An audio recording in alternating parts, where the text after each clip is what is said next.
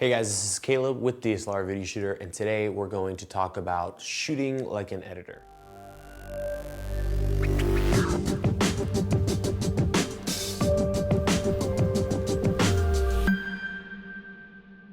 I actually started as an editor before I got into shooting. I almost did exclusively editing, and then over time started to do more and more filming.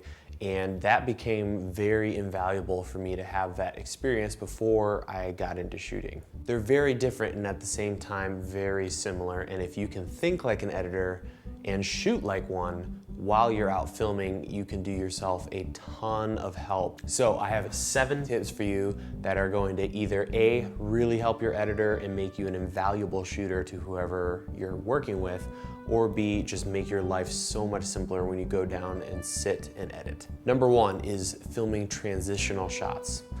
If you're doing any kind of dramatic work or even documentary work, it's really nice to have what's called transitional shots. This is best explained by demonstration, but the idea is you want the end of your shot to transition from a subject to either black or white or a solid color. What this allows you to do is transition from one shot to the other without any kind of artificial transition.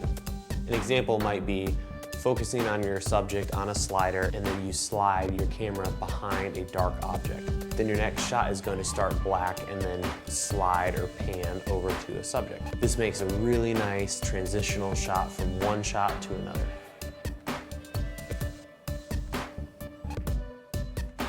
The second tip is slating your shots.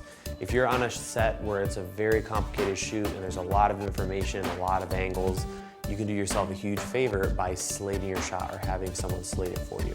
And what I recommend is before you hit record, have the slate in front of the camera and in focus.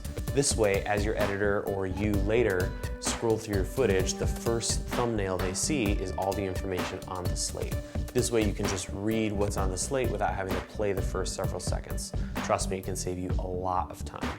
The third tip is overlapping shots. You want all of your footage to overlap, especially if you're doing a lot of very sequential footage. For example, I was out at a ranch and I was doing a video on how to saddle a horse. And we had lots of little pieces, multiple angles, and every time I had the girl doing something with the saddle, I made sure that we repeated a lot of the action.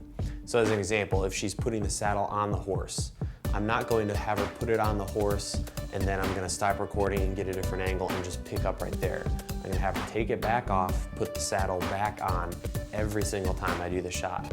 That way, in editing, I can pick the perfect angle and I have the beginning and end of the entire action of putting the saddle on the horse so that I can find the perfect point to cut between one shot and the other. So you want lots of overlap. Tip number 4 is get it on film. Something I learned from a good friend of mine is every single time I do any kind of interview, the first question I ask is what their name, title, and position is, as well as any other information that might be relevant to the project. All right, we're rolling. Before we go into questions, could you say your name and title and spell your name? Sure. Of course, thanks.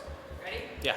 This is gonna save you a lot of time in post, so you don't have to email people, get all their title information for the lower thirds. You have it all on film. You can immediately start editing and get a cutout right away. Number 5 is B-roll, B-roll, B-roll, B-roll. You can never have enough B-roll. Nothing is worse than getting into the editing room and having a great story or interview and then only 4 or 5 shots. You really need to have as much B-roll as possible.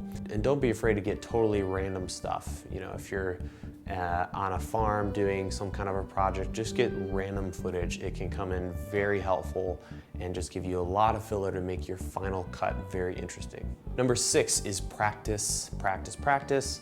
You always want to edit for practice. So if you are mainly a shooter, I think it's a really good discipline to take some footage, even if it's your own personal stuff and it's really not that interesting, and do some editing. You can't edit enough and you'll always learn something. Tip number 7 is keep the tone of your project in mind. A lot of the time shooters just go out and document and they're not really thinking about what the story is or what the final product could possibly look like. So that's something to keep in mind is as you're filming, think about what it is. Is this a happy piece? Is this more of a comedic piece? Is this a kind of a documentary or an event?